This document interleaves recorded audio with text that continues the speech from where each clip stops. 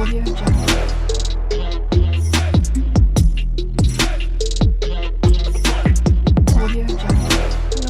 বন্ধুরা, এমসিস pets cooking and হবিস চ্যানেলে আপনাদের স্বাগত।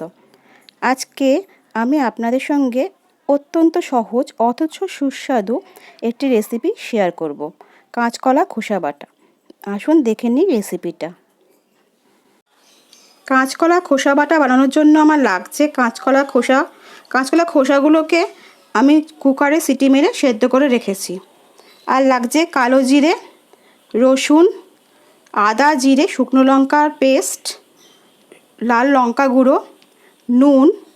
আর আমি রান্নাটা সাদা তেলে করছি, আপনারা চাইলে সর্ষের তেলে করতে পারেন। আর রসুনগুলোকে আমি পরে বেটে নেব। কড়াই আমি তেল গরম করতে দিয়ে দিয়েছিলাম। তেলটা গরম হয়ে যাওয়ার পরে কালো জিরে ফোড়ন দিয়েছি। তেলটা ভালো মতন গরম হয়ে গেছে এবং ফোড়নটাও হয়ে গেছে। আমি কড়ার গায়ে ভালো করে মাখিয়ে নিয়েছি। এবারে আমি দিয়ে দেবো এতে কাঁচকলার খোসা বাটা। এর সঙ্গে আমি রসুনটাও দিয়ে দিয়েছি, রসুনটা বেটে নিয়েছিলাম। এর মধ্যে আদা, জিরে এবং শুকনো লঙ্কার পেস্টটাও মেশানো আছে। এটাকে নিয়ে ভালো করে কষতে হবে। এর সঙ্গে আমি এবার দিয়ে দেবো এখন পরিমাণ মতন নুন, স্বাদ অনুযায়ী দেবেন নুনটা আপনারা। আর লঙ্কার গুঁড়োটা দেবো এবার। লঙ্কার গুঁড়োটাতে যে যেরকম ঝাল খান সেরকম দেবেন, আমি পুরোটাই দিয়ে দিচ্ছি। এবার ভালো করে এটাকে কষতে থাকতে হবে যতক্ষণ না কড়ার থেকে তেল ছেড়ে যায়।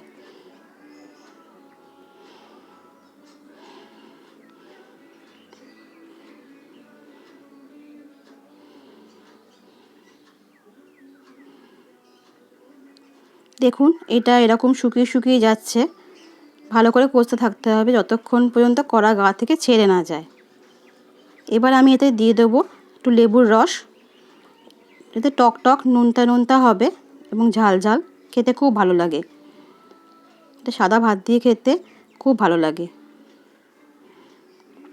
লেবুর রস দিয়ে দেওয়ার পরে এটাকে ভালো করে আবার কষাবো।